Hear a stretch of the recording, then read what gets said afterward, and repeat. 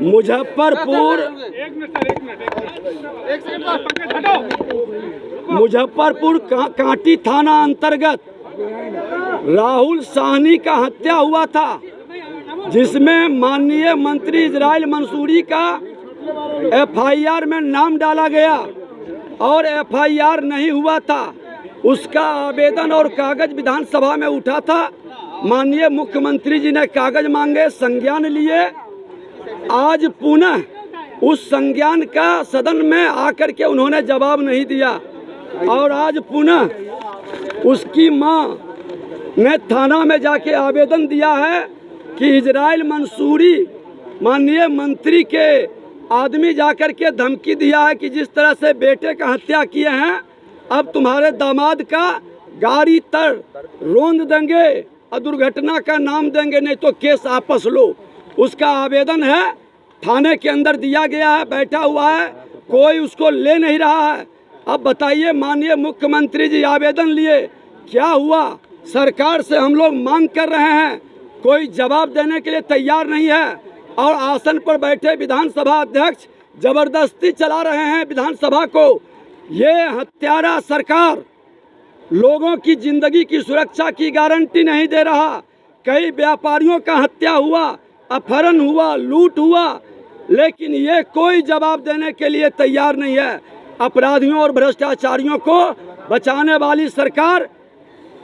हम सदन में बहस चाहते हैं, ये बहस कराना नहीं चाहते हैं, इसलिए हम सदन का बहिष्कार किए हैं और अब जाकर के सदन के अंदर हम धरने पर बैठेंगे। एक बार एफआईआर सुना दीजिए तो पढ़ दीजिए क्या लिख के दिया। एफआईआर में निवेदन पूर्वक कहना है कि मैं मंजू देवी पति लाल बाबू साहनी, ग्राम कांटी कोठिया, थाना कांटी, जिला मुजफ्फरपुर की निवासी हूँ।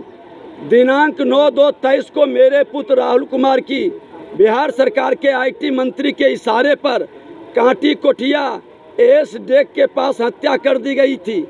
अब पुनः मंत्री के करीबी लोग, जिसमें किशोर साहनी पेशर जोगेंद्र साहनी, दुलारचंद साहनी पेशर विष्णु साहनी वगैरह वगैरह सहित 8 अन्य लोगों के साथ मुझे और मेरे परिजनों में किसी की हत्या करवा सकते हैं।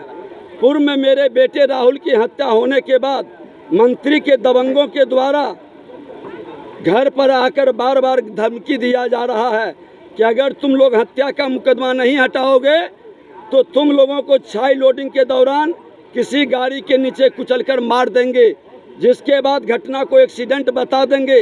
कोई कुछ नहीं कर सकेगा क्योंकि सरकार और प्रशासन हमारे साथ है। जैसे राहुल की हत्या को हम लोगों ने थाना से मिलकर दुर्घटना बता दिया, वैसे तुम्हारे दामाद को गोली मारकर उसे भी दुर्घटना साबित कर देंगे। पूरा भाजपा तुम्हारे साथ था और विधानसभा में हंगामा होने के बाद भी क्या हुआ? आज भी मंत्री का कोई कुछ नहीं बिगाड़ सका। इतने से भी समझ में नहीं आ रहा है तो अंजाम के लिए तैयार रहो। अतः श्रीमान से अनुरोध है कि उपरोक्त बातों को मद्देनजर मेरे और मेरे परिजनों की सुरक्षा की व्यवस्था करते हुए उचित कार्रवाई की जाए, ताकि मेरे और मेरे परिजनों के जान माल की रक्षा हो सके। हम सब परिवार भयभीत हैं। उन्होंने रो रो करके ये सारी बातें भी बताया, वहाँ के लोग भी फ़ोन किए हैं।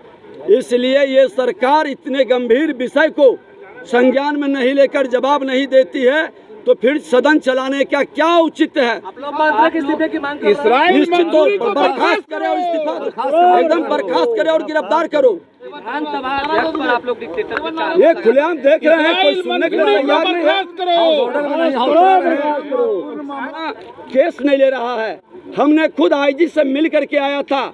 वहाँ के लोग कह रहे हैं जब प्रथम दृष्टया जब कोई लिख के देता है तो एफआईआर होता है, चाहे मंत्री हो चाहे संतरी हो। क्यों एफआईआर में उसको नहीं ले रहा है, दोबारा दे रहा है? सरकार को हटा के संज्ञान लेनी चाहिए, जांच करानी चाहिए। नहीं जांच करा दे सरकार। कसम खा रहे हो तो कसम से इतने गंदे लोग जो अपराधी छवि के होते हैं उनका चरित्र बदलने में देर नहीं लगता है। अपराधी और भ्रष्टाचारियों की ये सरकार रूप मिनट मिनट में बदलता है। ऐसे बहुरूपिया को हम चलने नहीं देंगे। जो कसम खाता है वही पूरा काम करता है।